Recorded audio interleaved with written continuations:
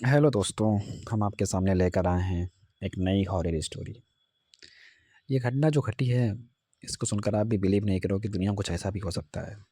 क्योंकि हम लोग इतना आगे निकल चुके हैं, ये मानने के लिए बिल्कुल तैयार नहीं होंगे कि ऐसा भी हुआ होगा।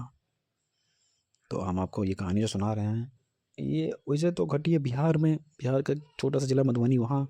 लेकिन ये शुरुआत होती है मुंबई से। मुंबई में दो फैमिली रह रही होती हैं, एक रोहित की और एक आर्यन की। दोनों के घर आसपास में बने हुए थे। वैसे तो इनका रोहित, मतलब जिसका घटना घटी उसका नाम रोहित है। रोहित वैसे बिलोंग करता है यहीं मधुबनी से, बिहार से। लेकिन जो दूसरी फैमिली होती है आर्यन की, वो पश्चिम बंगाल से होती है। और मगर ये एक ही पास घर रह कर रह रहे होते हैं, तो धीरे धीरे इनकी बॉन्डिंग हो जाती है और मिलना जुलना ज़्यादा होता है। रोहित और आर्यन की बनती बहुत अच्छे से थी। मतलब एक तरीके से वो मतलब ये ऐसा नहीं कि वो पड़ोसी हैं, ऐसे बनती थी जैसे लग रहा कि मतलब वो कज़न हो या एकदम भाई हो। तो भाई ये सबसे बड़ी मतलब फ़ायदा ये थी कि ये एक ही स्कूल में पढ़ते थे। तो भाई स्कूल से आते थे, जाते थे और अपना वही काम कर रहे होते हैं। बस ना कहीं मतलब भाई की फैमिली अच्छी प्लीज़ थी, मतलब अच्छा खासा पैसा भी कमा रहे थे, बिज़नेस उनका अच्छा चल रहा था। तो भाई ये मतलब बस रात में कहीं उठाई भाई फ़ोर व्हीलर और घूमने लगे, ऐसा इनका चलता था। तो एक दिन की बात होती है, रोहित और आर्यन दोनों गाड़ी निकालते हैं और मुंबई की सुनसान गलियों में घूमना शुरू कर देते हैं। ये घूमते-घूमते क्या होता है कि ये मतलब मुंबई से बाहर निकल जाते हैं, जंगल टाइप एरिया में। उधर ही घूम रहे होते हैं, तो मतलब टहल रहे हैं अभी, वहीं थोड़ा पार्टी-वार्टी करते हैं और वो 2 ही हैं तो क्या ही करेंगे, बस वही नाइट स्टे घूम रहे हैं, मज़े कर रहे हैं। तो वो रोहित बोलता है कि यार चल मैं तुझको अपने गाँव ले चलूँ बिहार, तू भी चल देख ले कि मेरा गाँव कैसा है। तो आर्यन कहता है कि हाँ यार, चल तेरे गाँव चलते हैं। गाँव जाने के बाद हम गाँव का क्या ही अंदाज़ होगा, देखते हैं। तो वो आर्यन बोलता है रोहित से कि यार तू अपने गाँव ले चल रहा है, मैंने सुना है कि मतलब गाँव है तो गाँव में भूत भी होते होंगे। तो रोहित कहता है कि यार भूत का क्या ही है, वो तो कहीं भी मिल जाएँगे, पहले तू चल तो आर्यन बोलता है कि चलो अच्छा घर चलते हैं, फिर घर में पहुँचते हैं फिर निकलते हैं। तो रोहित कहता है कि ठीक है चलो। दोनों घर पहुँचते हैं, पहले रात हो गई थी तो रात में क्या ही बात करते हैं। सुबह सुबह ये दोनों अपने घर में बात करते हैं। तो आर्यन की फैमिली कहती है कि ठीक है रोहित के गाँव पे जा रहे हो तो जाओ, हो आओ जाके। तो रोहित भी पूछता है तो वो मान जाता है कि ठीक है तो जाओ, 2-3 दिन रुकना चले आना। तो रोहित कहता है कि हाँ 2 ही दिन रुकेंगे, रुक के करेंगे भी क्या वहाँ।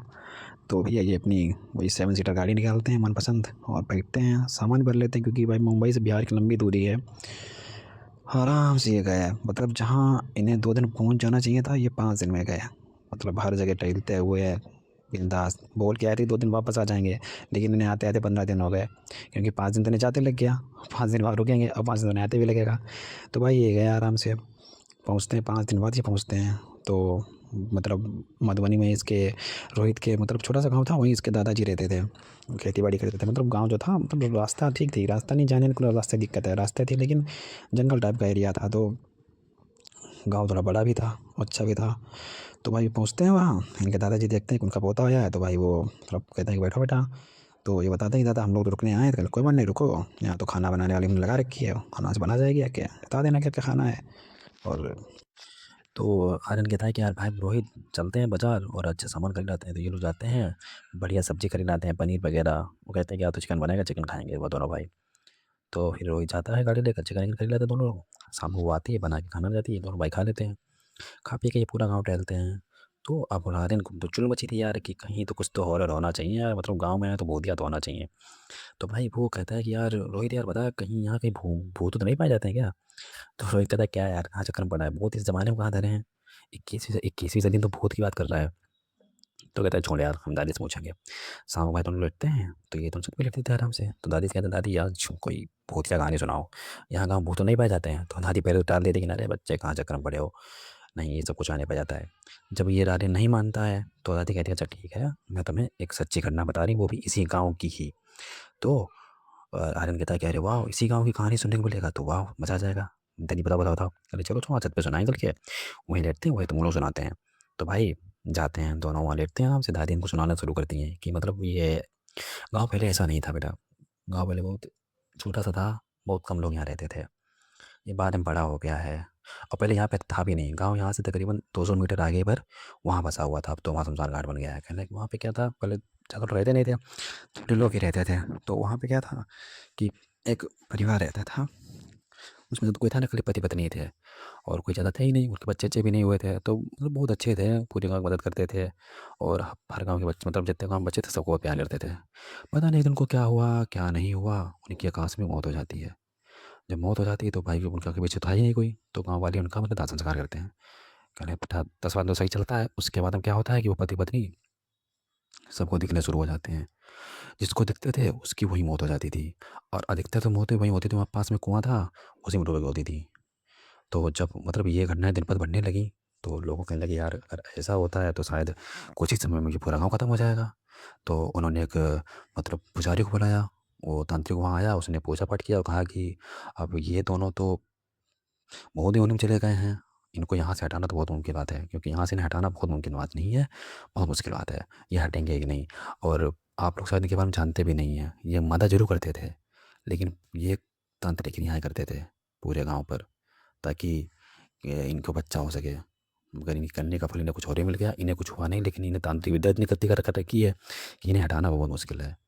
तो आप लोगों को ये गाँव छोड़ना पड़ेगा। मैं इतनी ज़रूर कर सकता हूँ कि ये इस गाँव की हद से बाहर नहीं आएँगे, इतने में ही रहेंगे। तो कहने लगे ठीक है भाई, हम लोग तो वहाँ से पूरा सामान-वामान उठाए और यहाँ से लोग रहने लगे क्या। उसके बाद उधर कोई नहीं गया। एक तो वहाँ एक लोग वहाँ गए भी जो मतलब बाहर से आए नशेड़ी लोग, वो पहुँच गए वहाँ, उन्होंने कहा लूट-वूट कर लेंगे, यहाँ तो कोई है ही नहीं। लेकिन सुबह वो ही मारे मरे पड़े। मतलब इस तरीके से मारे गए थे, ऐसा लग रहा उन्हें किसी ने ऐसे नोचा हो कि बयाँ भी नहीं कर सकते बेटा। तो ये एक छोटी-सी घटना थी यहाँ की। तो आर्यन कहता है कि दादी अब भी लगते हैं क्या? तो कहता है कि हाँ बेटा, वो दोनों अब भी वहाँ लगते हैं, पर तुम लोग वहाँ जाना नहीं, क्योंकि तुम लोग जानते हो नहीं, वहाँ जाओगे कहीं दिक्कत होगी तो फिर क्या करेंगे हम लोग। तो भैया कहते हैं नहीं नहीं दादी, हम लोग नहीं जाएंगे। तो दादी इतना सुना कि तो सो जाते हैं। दादी नीचे चली जाती हैं। आर्यन के मतलब मन में कुलगुली मच गई कि जाके देखना तो चाहिए भूत होते कैसे हैं। रोहित कहता है कि कहाँ चक्कर में पड़े हो यार, चुप रहो, कहीं नहीं जाना है। उस दिन तो ये सो जाते हैं, लेकिन भैया आर्यन क्या था, उसको तो मानने वाला था नहीं। उसने रोहित के रात भर लकड़ी करता रहा कि यार चलना है चलना है चलना है। तो रोहित कहता है ठीक है, अच्छा आज नहीं कल चलेंगे। कल भाई इन्होंने क्या किया, शाम को जैसे दादी दादा मतलब दादी और दादा मतलब दादी दादा सो गए, भैया इन्होंने टॉर्च वॉर्च निकाली और चल दिए। देखा कि गाँव तो एकदम बीमा मतलब जैसे वहाँ पहुँचे, देखा तो गाँव एकदम वीरान हो चुका है। वहाँ तो ऐसी क्रीपी आवाज़ आ रही जैसे कि जिंगलों के चिल्लाने की, और वहाँ तो कुत्ते भी नहीं थे, ऐसे कीड़े की आवाज़ आ रही थी बहुत ज़्यादा, और एकदम क्रीपी था। ऊपर से चांदनी रात थी। अरे मतलब एकदम डरावना माहौल बन रहा था। जैसे वहाँ पहुँचते हैं, तो पहुँचने वाले होते हैं गाँव की मतलब गाँव शुरू होने वाला था, होता ही उससे 50 मीटर पहले से ही वहाँ भी एक बूढ़ा बेटा मिलता है। तो कहते हैं, वो जैसे बूढ़े को देखते हैं, कहते हैं कि यार ये बूढ़ा के भूत तो नहीं है। तो वो कहते हैं कहाँ जा रहे हो बेटा। तो कहने कहीं नहीं था, हम लोग बस ऐसे ही वो थोड़ा हल्के होने आए थे। इन्होंने हाथ में बहुत पकड़ लेते, कहते कोई अगर मिल जाता है तो बता देंगे। तो कहने बेटा यहीं से घूम जाओ, हल्का होना है, यहीं से घूम जाओ, आगे नहीं जाना, आगे जाना मना है। आगे जाओगे तो वापस नहीं आओगे। तो कहते हैं ठीक है दादा, चले जाएंगे चले जाएंगे। ये क्या करते हैं, वहाँ से जाके दूसरे रास्ते गाँव के अंदर जाते हैं। गाँव के अंदर जाते हैं, पूरा घूम घुमा के सब कुछ देख दिखा के आते हैं, फोटो वोटो खींच के आते हैं। मगर उन्हें कुछ भी नहीं होता, ये चले जाते हैं। घर पहुँच जाते हैं, आराम से लेटते हैं आकर, वो भी कुछ नहीं होता है। ठीक है, उसमें तो कुछ नहीं होता है। लेकिन जब ये फ़ोटो देख रहे थे, इनकी फ़ोटो में एक मतलब धुंधला-सा आकृति बन गई थी। ठीक है, शैडो बन रही थी, इसमें तो कोई बहुत बड़ा इंसान खड़ा हो।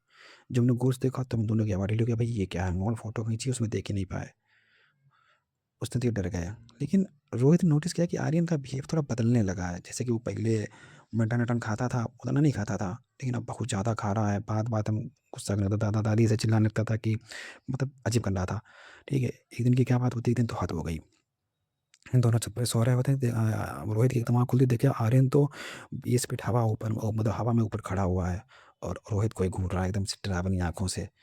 जैसे ही रोहित ये देखा, अरे ये तो रोहित तुरंत चिल्ला पड़ा। जैसे चिल्लाया, दादा तुरंत मतलब अपनी वो तो राइफल रखते थे, राइफल लेके ऊपर आए। जैसे ऊपर आए, रोहित धड़ से नीचे गिरा के, दादा समझ गए कुछ ना कुछ तो चक्कर हो गया है।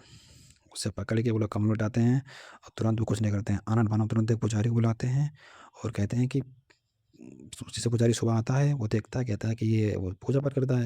आर्यन का जैसा सच होता है वो समझ जाता है, कहता है कि दोनों उस गाँव में गए हैं और इसने ऐसे पजेस कर लिया है, मगर वो पूरी तरीके से नहीं आ पाया है। तो उसकी थोड़ी-सी इच्छा है इस पे आ पाई है कि वो गाँव बँधा है तो वो यहाँ आ नहीं सकता है।